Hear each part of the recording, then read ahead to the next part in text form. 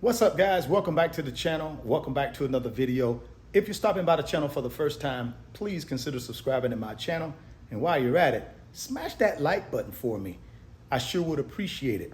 Also, hit that post notification bell so that you're notified every time I upload a new video. Be careful down in the comment section of the videos. A lot of spam, a lot of scammers. I will never ask you to contact me by WhatsApp or Telegram. I also do not take money from my subscribers to invest for them. Be careful, guys. Don't get yourself scammed.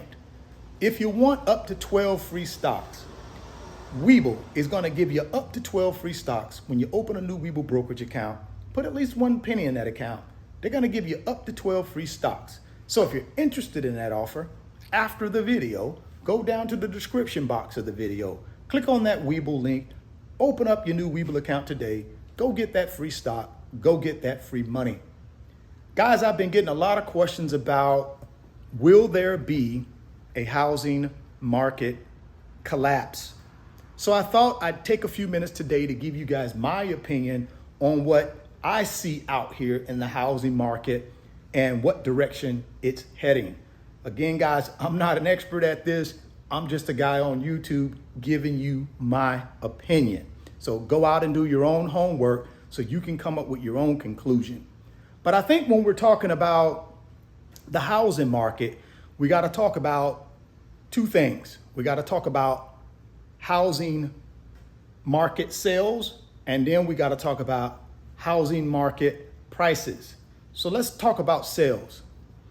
We already know by looking at some data that's come out recently that mortgage applications are down by 18% from last year.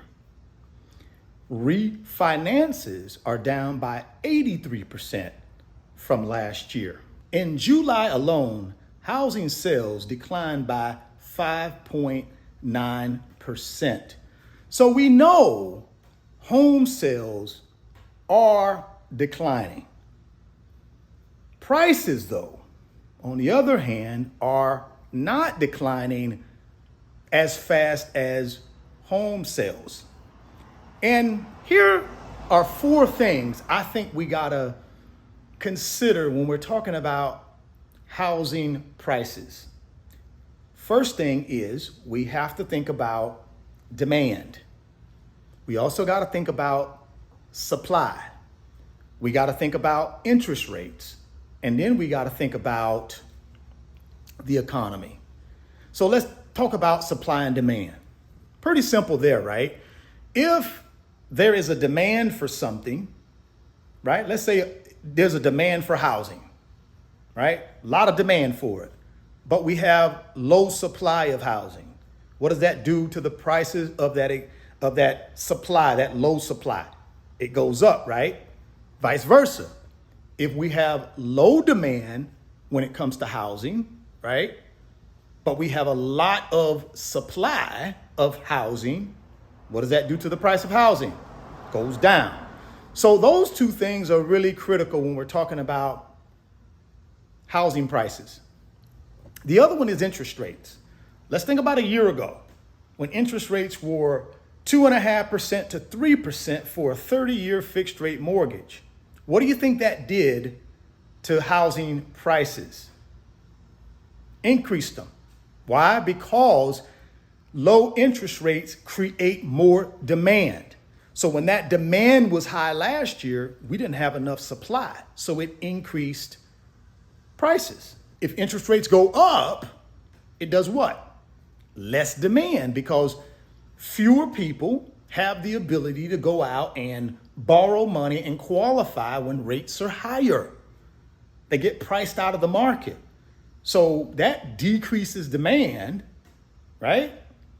And the supply that's left tends to slightly go down in price. And that's what happens in a supply-demand situation, right? And then if we look at the economy, obviously, if people are not feeling comfortable with the economy, they don't believe we have a strong economy, and they stop spending money, if they decide, you know something, I'm not gonna buy that new house this year because I'm not sure what's going on with this recession thing, I'm gonna wait. Or they may say, hey, I'm not going to put my house on the market because I got a ton of equity in my house. And right now, I'm not sure what's going to be going on. I'm just going to stay put until the economy gets itself a little bit better shape. Then I will proceed to sell my house or proceed to buy a new house. So the economy has a lot to do with that as well, specifically around inflation, right? Inflation is 8.5%, guys. And that's troubling because inflation should be right around 2 to 2.5%. And the Federal Reserve has already drawn a line in the sand and said they're going to do everything they can aggressively to fight inflation. So that means they're going to keep increasing short-term interest rates, right? They're going to keep doing that. And they're going to force our overheated labor market to cool down. And that means some people are going to be losing their jobs, guys, in order to fight inflation. That's what the Federal Reserve is saying. So the economy has a big part to do with prices, right? So if we continue to think about what's going on in the market, I read a article in Zillow where 123 of the largest housing markets in the United States have experienced price declines in real estate. Now, I can't speak to those 123 cities or areas, but I can speak to what's going on in the state of Florida where I live. And I can tell you now, guys, and guys know I'm in the market to sell my house, and I'm in the market to buy a new house. And I look every single day trying to find that right house for me. And here in Southwest Florida, properties $500,000 and below, guys, if they hit the market, they're gone quick, right? So not a lot of inventory, $500,000 or less, at least not in good neighborhoods or good communities, right? But when you look at properties from $500,000 up, you do have a little bit more inventory. Not of overabundance of inventory, but it is some inventory, at least here in Southwest Florida. But what I've found is those homeowners are really swinging for the fence. They're trying to hit a grand slam, right? They're putting their properties up for sale. And most of these people purchased their properties, before the pandemic, or they purchased them right after the pandemic in 2021. So their cost basis is super low, right? But what they're doing is they're saying, you know something? I don't really need to sell my house, but if I'm going to sell it, I'm going to hit a home run. That's the only way I'll sell it, right? So I've looked at a couple properties where people have paid. I'll give you one example. I looked at a property not too far from where I live now. The people paid about $500,000 for the property. Beautiful, beautiful property, right? Nice house. They're asking $975,000 for the property. They just purchased it last year in 2021.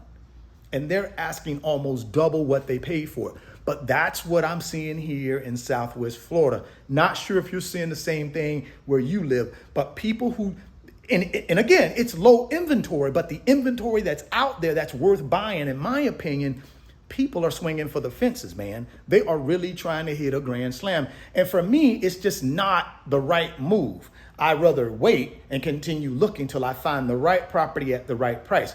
I still believe real estate prices are going to come down at least 10%, right? I don't think it'll be in 2022. I think it'll be in 2023. I think they'll come down at least by 10%. What I'm going to continue to do is stay patient. And that's what I'm going to tell you guys, for you guys out there who are looking to buy primary residences, or you're looking to buy rental properties for income, right? Be patient. Take your time, right? Don't just jump on something because you're getting anxious and you think, oh my God, I got to get this one. And then you super duper overpay for it, right? Be careful with that. Also, for people who are looking to buy, hey man, if you're going to stay in that property 5 to 7 years, then hey, go ahead and buy. Just make sure you make a fair offer and you get a fair price for it. I don't think in most cases you have to be coming in at ask or above ask anymore. Now, some markets you do. I know there are some high price markets out there with low inventory. And when these properties come up for sale, you got to pay whatever they're asking. I get that. But I think on a national basis, I don't think people are, at least for me here in Southwest Florida, I see people, even these people who are trying to hit home runs, I see them starting to reduce. Not by a huge amount. Like I was looking at a property and the guy initially started out at $1.05 million for the property. Nice property. The problem I had with his property was the properties to the left and to the right of that property were $500,000 homes. See, I don't want to have the most expensive house on the block. I don't, because I'm an investor first, homeowner second. I don't want the most expensive house on the block, so I stay away from those types. But that gentleman listed it for $1.05 million, and just recently he reduced it to like $995,000.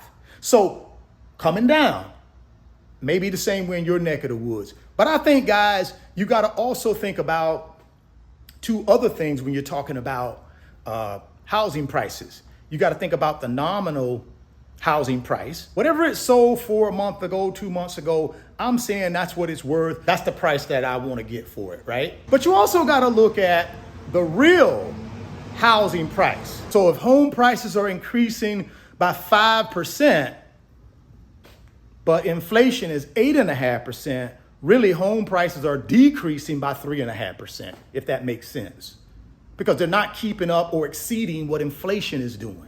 So that's the real housing price compared to the nominal housing price, right? So hopefully that made sense to you guys. So, hey man, hang in there, keep doing your homework. When you're looking for your primary residence, or if you're looking to sell your house, or you're looking to buy a rental property, just do your homework, man. And at the end of the day, I think if you're either buying as a primary or you're buying a rental, if you're going to keep it 5, 7, 10 years, go ahead and buy it, man, because you'll be fine. It's those folks that say, I want to buy something and try to stay in it for a couple of years. That one you may get burnt on. So final thing, do I believe there's going to be a housing market collapse? No. I do think prices are going to come down by 10%, but certainly not a collapse like it was in 2008. Drop me some comments and let me know what you guys think. If you want up to 12 free stock, click on that link down in the description box. Sign up for Webull today. Go get that free stock. Go get that free money. If you're stopping by the channel for the first time, please consider subscribing, share the video, smash the like button. Thoughts become things. If you can see it in your mind, you can hold it in your hands. You guys keep chasing your greatness. Never stop believing in yourself. And I'm going to catch you on the next video. Peace. Today's video is sponsored by my company, RF Financial Consulting. And in my company, I work with individuals just like you through financial mentoring and coaching sessions. And in those 1-hour sessions, we talk about strategies to help you get to your financial freedom, whether it be through real estate investing, stock market investing, creating additional streams of income, credit card arbitrage, or starting and growing a business. If that's something that you might be interested in, there's an email address in the description box of the video. Send me an email and let's discuss if I'm the right fit for you.